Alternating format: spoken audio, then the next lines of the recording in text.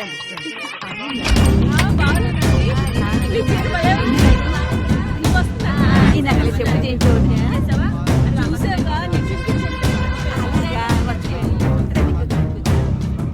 మీద ఎంక్వైరీ వచ్చింది, నీతో మాట్లాడాలి. ఒకసారి పక్కకు రా.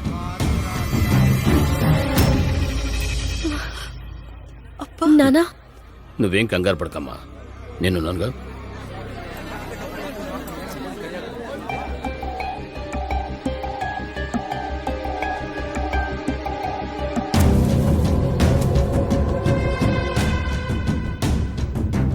సార్, ఏంటి సార్ ఇది?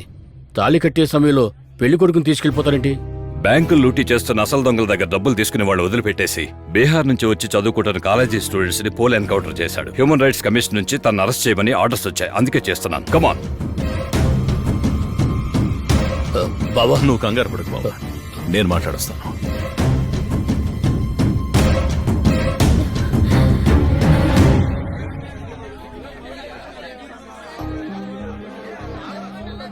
అందుకే 1కి 10 సార్లు ఆలోచించి పిల్లనివ్వాలి అంటారు. అక్క, ఆలోచించుకుంటానే ఇచ్చుంటారంటావా? ఆలోచించి ఉంటారులే.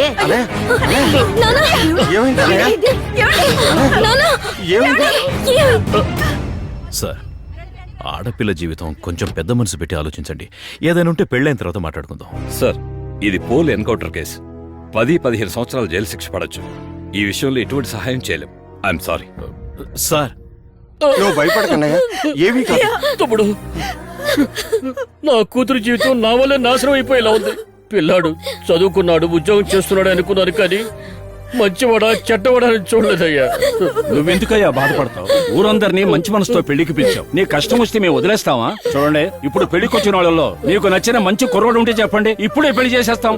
ఏవయ్యా, ఈ సమయంలో మంచి కుర్రాడిని ఎక్కడైనా వెతుకుతావయ్యా? వెతకాల్సిన అవసరం మీకే వచ్చిందన్నయ్య.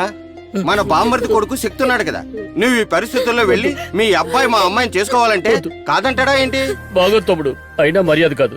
ఇంతకు ముందు వాళ్ళ అబ్బాయికి మా అమ్మాయిని అనుకుంటే పర్లేదు. పీటల మీద పెళ్లి అయిపోయింది, మా అమ్మాయి మెళ్ళలో మీ అబ్బాయి చేత తాళి కట్టించు అని ఇప్పుడు ఏ మొహం పెట్టుకుని అడగమంటావో చెప్పు. బావా, ఏం మాట్లాడుతున్నావు? నీ కుటుంబం ఒకటి, నా కుటుంబం ఒకటినా? దివ్య నా చెల్లెలి కూతురు. అది కంటతడి పెడుతుంటే నేను చూస్తూ ఊరుకోలేను బావా. నేను చెప్పేది వినండి, మీ అందరి ముందు మాటిస్తున్నాను, ఈ పెళ్లి జరుగుతుంది. ఇదే ముహూర్తానికి నా కొడుకు దివ్య మెళ్ళలో తాళి కడతాడు. కడతాడయ్యా. ఎందుకైనా మంచిది మీ వాడకు మాట్లాడుకోవచ్చు. నా కొడుకు నా మాట జవదాటడు.